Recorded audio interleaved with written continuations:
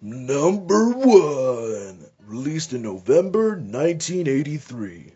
Starting with You Can't Hurry Love by Phil Collins. Dax, what are you doing here? What? This album is a part of the Now That's What I Call Music franchise. Why would I not cover this? Because you're already covering the Rock and Roll Hall of Fame. I need to have my own thing.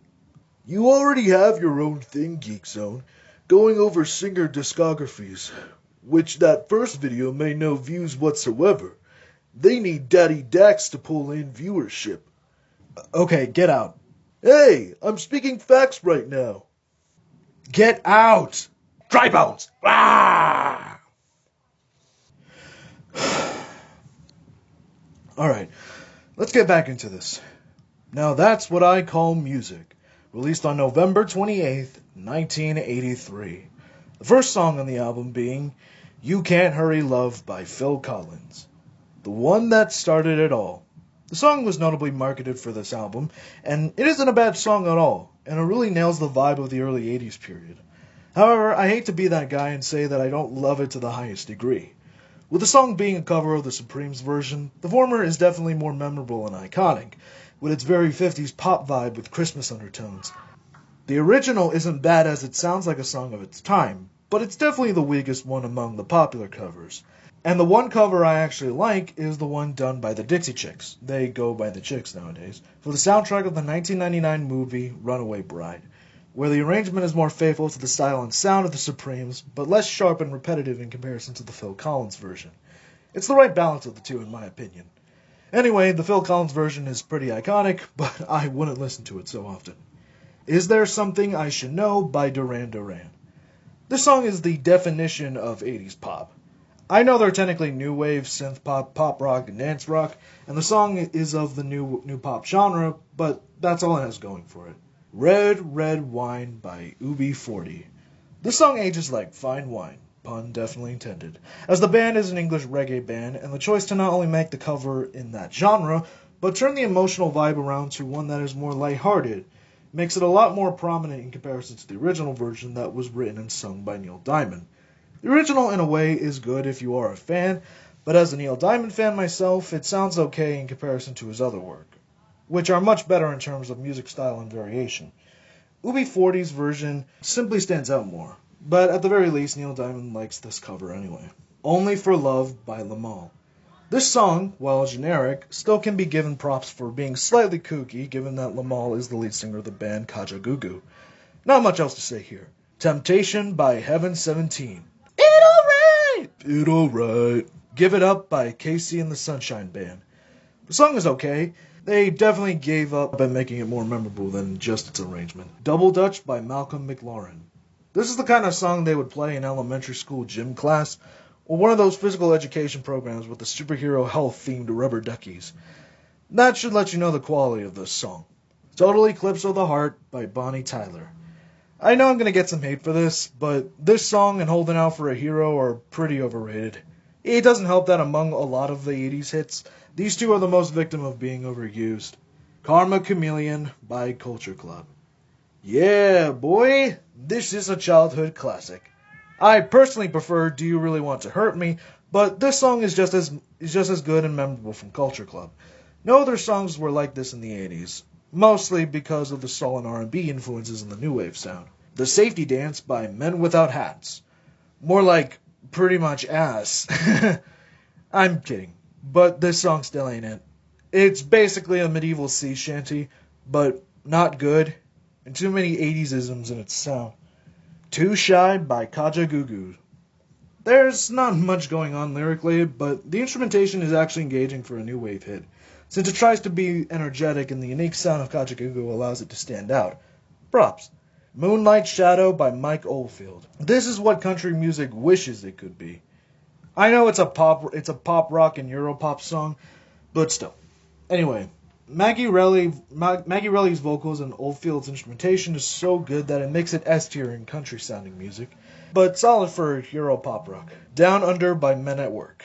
Yeah, despite growing up with this sound, I never realized that the lyrics are just bare bones and nonsensical.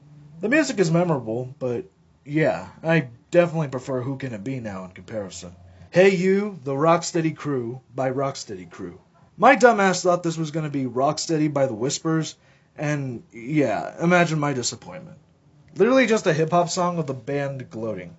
Not that they are the first or the last, but it's literally just nothing going on with it that would make it something you would want to listen to in comparison to other hip-hop dance hits.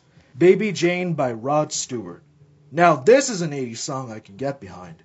The intro is an 80s staple sound, and the rest of the song is actually engaging. I can definitely hear Steve Perry covering this, though it might be too dynamic for him.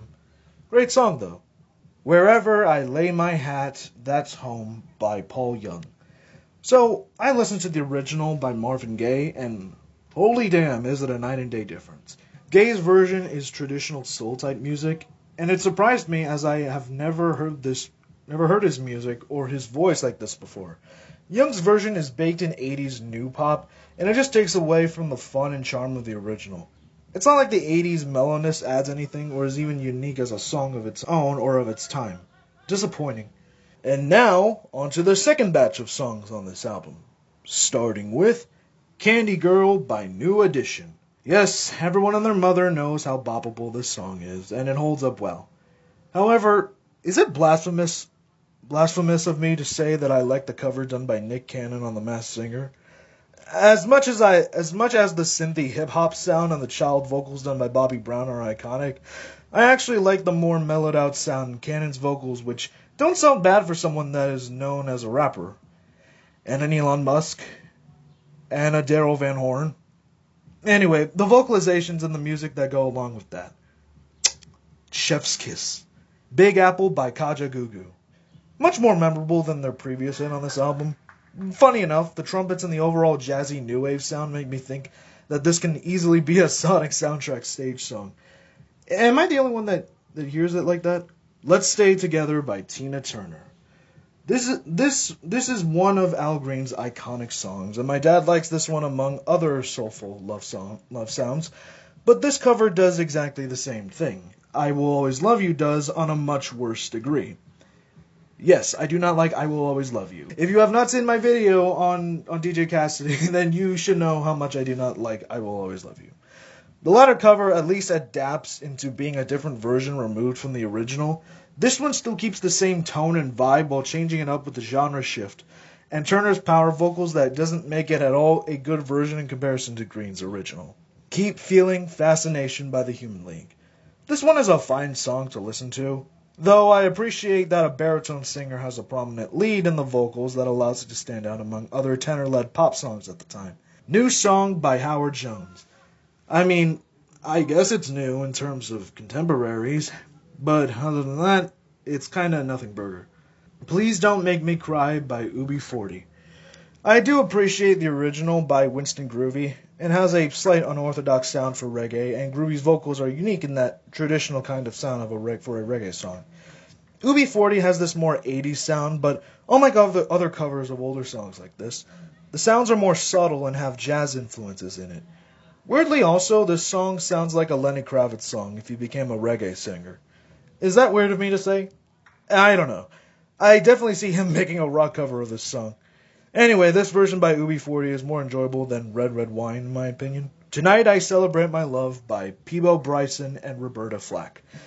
This is the kind of song my dad would cream his pants to. In all seriousness, and to give respect to this, it isn't stereotypical and cliche in that sense. It actually does a good job at being a genuine romantic ballad without sounding sappy, melodramatic, or try-hard.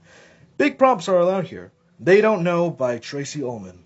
A pretty okay cover of the original by Christy McCall, and for a new wave pop cover, it actually works more effectively in that genre.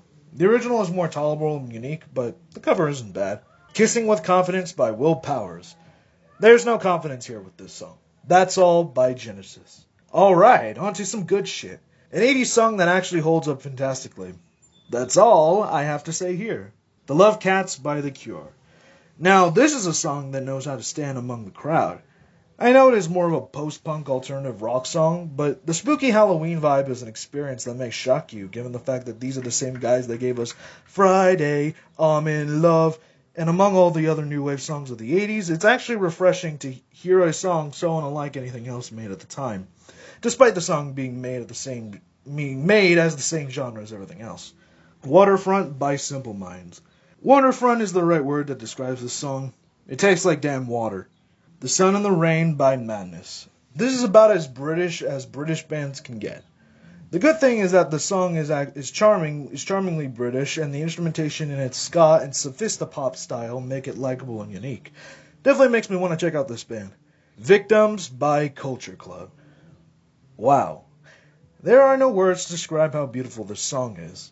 I'm not saying it is a grand masterpiece, but it really is a good song that I'm surprised it doesn't get played more often in comparison to Culture Club's other hit songs. The music is the right kind of romantic and heavenly 80s without being schmaltzy, and Boy George's vocals are magnificent. And there you go.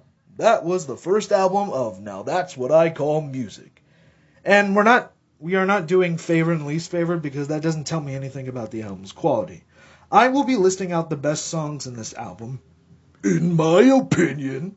On record tape 1, we have Karma Chameleon by Culture Club, Moonlight Shadow by Mike Oldfield, and Baby Jane by Rod Stewart. On record tape 2, we have Big Apple by Kaja Gugu, Keep Feeling Fascination by The Human League, Please Don't Make Me Cry by UB40, Tonight I Celebrate My Love by Peebo Bryce and Roberta Flack, That's All by Genesis, The Love Cats by The Cure, The Sun and the Rain by Madness, and Victims by Culture Club.